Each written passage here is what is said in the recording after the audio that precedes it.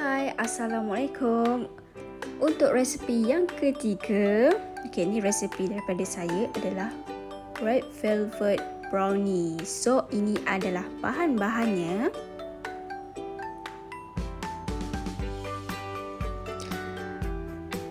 Ini adalah bahan-bahan untuk red velvet brownies. Untuk bahan cream cheese ni adalah topping yang terakhir. So, jom kita mula.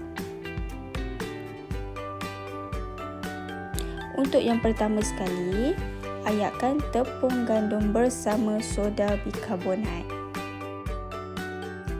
Ayakkan kedua-dua bahan ini. Okey, tujuan mengayakkan bahan kering ini adalah untuk mengasingkan benda asing.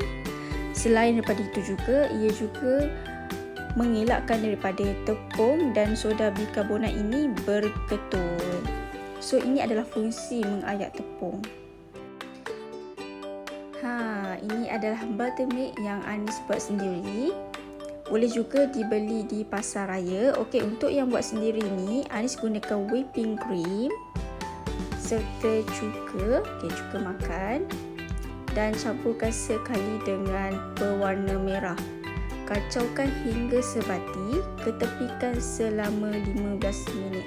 Okey, untuk pembuatan red velvet ni memang kita gunakan buttermilk. Selain daripada buttermilk juga, anda juga boleh gunakan sour cream. Boleh gantikan sour cream, ataupun anda juga boleh gunakan susu bersama cuka. Untuk proses yang seterusnya, panaskan pan dan masukkan mentega.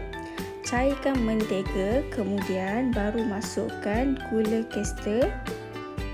Kacau hingga sebati. Okey, ikuti langkah-langkah yang Anis berikan. Sebenarnya red velvet brownies ni sama juga macam kek, sebab Anis buat red velvet brownies cake. Ini adalah langkah seterusnya. Masukkan gula caster. Gula caster ni kita kacau-kacau hingga sebati. Selepas itu baru masukkan cocoa powder ataupun serbuk koko. In Malay, serbuk koko.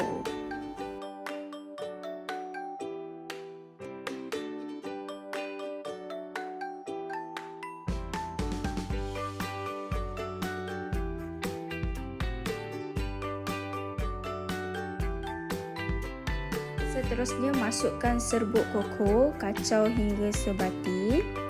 Okey, selepas sebati tu biarkan sekejap, biarkan dia dalam keadaan yang suam sebelum kita campurkan bersama dengan bahan kering.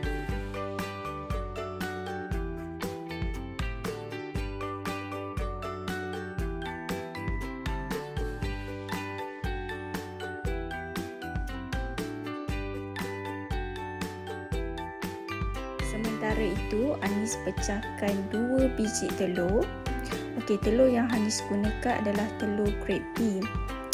Okey, untuk pembuatan pastry bakery, anda disarankan menggunakan telur yang berkualiti. Jenis telur pun kena tengoklah. Kalau grade ni selalunya kita gunakan grade A ataupun grade B. Tadi Anis terlupa nak cakap, masukkan sedikit esen vanila ataupun 1 teaspoon esen vanila untuk buangkan bau honey telur, dan pukulkan sehingga sebati atau berbuih sebelum kita masukkan ke dalam bahan kering.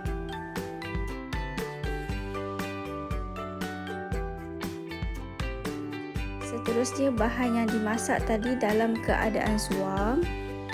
So, masukkan terus ke dalam bahan yang telah diayak. Kacaukan hingga sebati. Okey.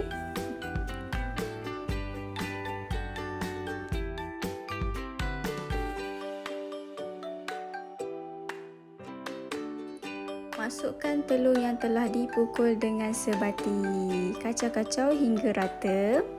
Okey, jika anda di rumah sana tak nak menggunakan wire whisk, okey, boleh gunakan hand mixer. Ia adalah mempercepatkan proses untuk buat red velvet brownies. Okey, selepas sebati, masukkan buttermilk yang telah direhatkan selama 15 minit. Okey, yang ni Anis acah-acah je nak guna whisk. Sebenarnya Anis gunakan hand mixer. Okey, selepas ni Anis gunakan hand mixer untuk mempercepatkan proses untuk buat red velvet brownies ni. Memang kalau kita gunakan whisk ni memang memakan masa yang lama lah. So kita gunakan hand mixer dan putar hingga sebati. Selepas sebati, bolehlah kita tuangkan ke dalam loyang yang telah dialas dengan parchment paper. Okey, warna dia adalah warna merah baldo. Ini adalah hasil dia. Sebab sebelum ni Anis menggunakan merah juga, tapi brand lain dia tak berapa nak naik warna. So Anis gunakan pewarna merah yang dibeli di kedai bakery. Di mana ya? Di Bake dia memang ada pewarna merah yang orang kata memang cantik lah. Pewarna merah dia bila dicampur tu, bila dibakar, dia naik serilah warna merah tu. Okey, ini adalah hasil. Ini adalah hasil adunan red velvet sebelum kita tuangkan ke dalam loyang bersaiz 10 inci. Anis menggunakan loyang yang jenis kuih talam tu. So ini adalah hasil dia. So selepas ni Anis akan tuangkan ke dalam loyang yang telah dialas dengan parchment paper.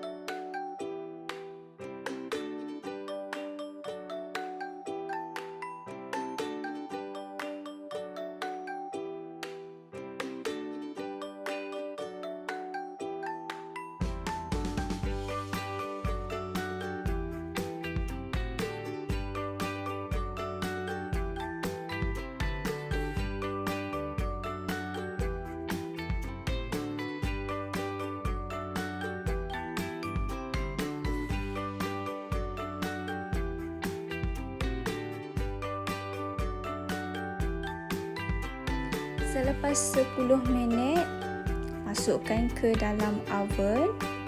Okey, dan bakar selama 40 minit atau sehingga masak. Okey, untuk menggunakan loyang yang jenis kuih talam ini, insya-Allah dia bakar dalam 35 hingga 40 minit ikut oven masing-masing. Dan seterusnya untuk topping yang terakhir, topping red velvet brownies kita.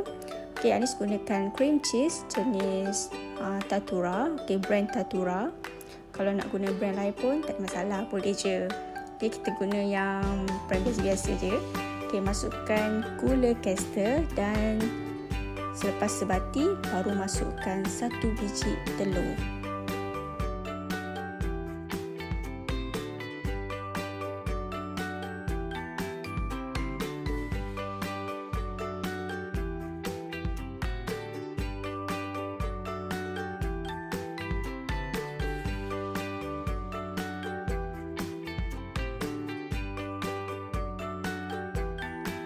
Okey, selepas sebati, masukkan sebiji telur dan 1 penutup esen vanila.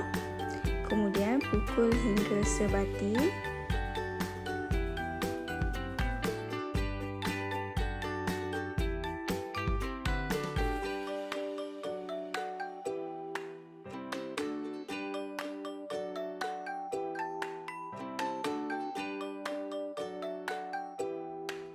Selepas sebati, tuangkan adunan cream cheese ke atas red velvet brownies kita.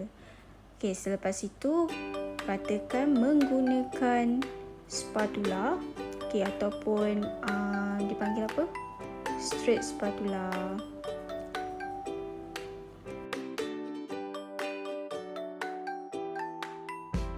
Ratakan dengan straight spatula, ratakan dengan baik.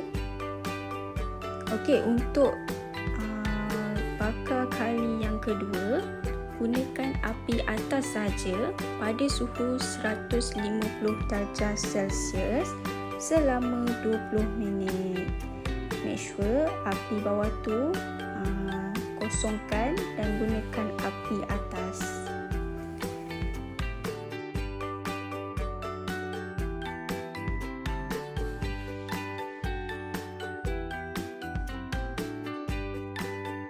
Selepas ratakan cream cheese di atas red velvet brownies tadi, okey, Hanis pipekan adunan lebih tadi ke atas cream cheese untuk buatkan corak marble.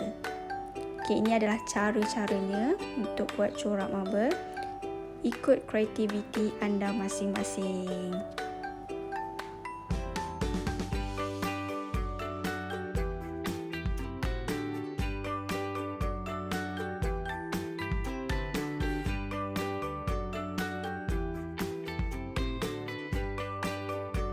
Gunakan lidi atau hujung pisau untuk buatkan corak marble di atas red velvet brownies kita.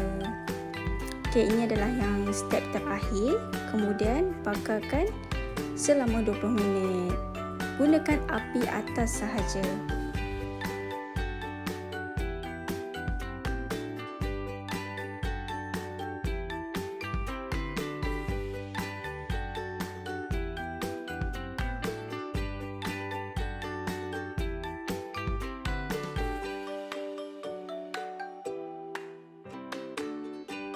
Masukkan ke dalam oven pada suhu 150 darjah Celsius selama 20 minit. Okey, ini adalah proses pembakaran menggunakan api atas sahaja.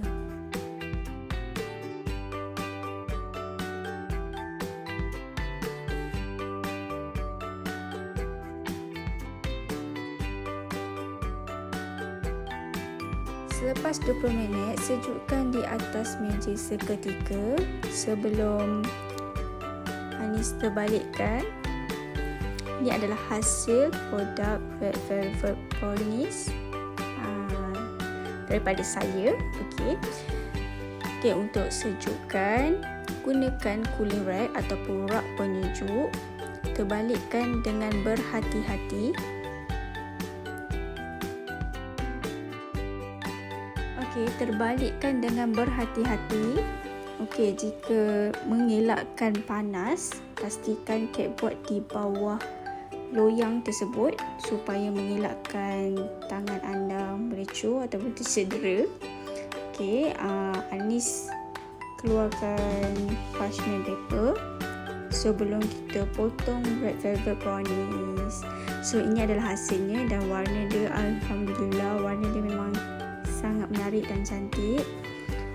Terbalikkan dan selepas ni Anis akan potong dan dihidangkan di atas pinggan.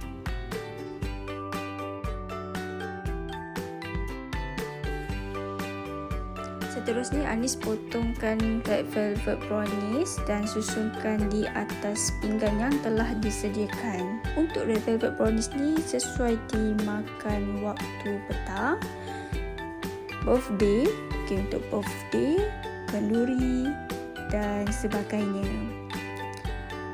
Jika resepi ini memberi manfaat kepada anda semua, jangan lupa like, komen, share dan subscribe. Lagi satu Anis nak bagi tahu ni, kalau ada yang terkurang, bolehlah komen